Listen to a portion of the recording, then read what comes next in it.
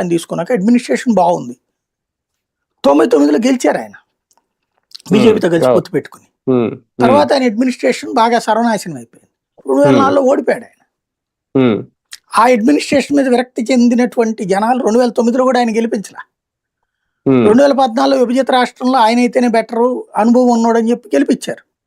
కానీ administrative failure కాబట్టి 19లో ఓడగొట్టారు. ఇప్పుడు ఇచ్చారు మళ్ళీ అధికారం. అడ్మినిస్ట్రేటివ్ సక్సెస్ అయినా ఫెయిల్యూర్ అయినా ముఖ్యమంత్రిదే బాధ్యత. ఇల్లు సక్సెస్ అయినా ఫెయిల్యూర్ అయినా ఇంటి యజమానిదే బాధ్యత.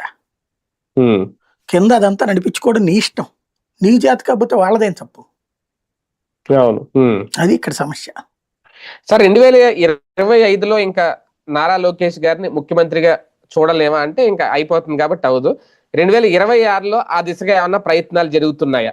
నేను వింటున్న లెక్క ప్రకారం అయితే 2027 ఉగాదికి ఆయన్ని పట్టాభిషేకం చేయబోతున్నారని తెలిసింది. 2027 ఉగాదికి అప్పుడు నారా లోకేష్ కి ఇస్తారు. ఈ లోపు లోకేష్ ట్రైన్ చేస్తున్నారు అనమాట. కలెక్టర్లతో ఎట్లా మాట్లాడాలి, ఐపీఎస్లతో ఎట్లా మాట్లాడాలి, ఇవన్నీ ఆ మీటింగులో కూర్చుని ఆయనే కదా మాట్లాడుతోంది. ఆఫ్టర్ బాబు పవన్ కళ్యాణ్ కూడా 2 ముక్కలే మాట్లాడుతున్నారు. మేజర్ ఉపన్యాసం అంతా ఈయన ఇస్తున్నారు. తద్వారా రివ్యూలు అయ్యి అలవాటు చేశారు. అట్లాగే ఇది ఇతర దేశాలతో పెట్టుబడిదారులతో ఏం మాట్లాడాలి ఇవన్నీ చూస్తున్నారు. అట్లా కేంద్ర మంత్రులతో మాట్లాడడం ఇవన్నీ చూస్తున్నారు. సిస్టమ్ నడిచిపోతుంది.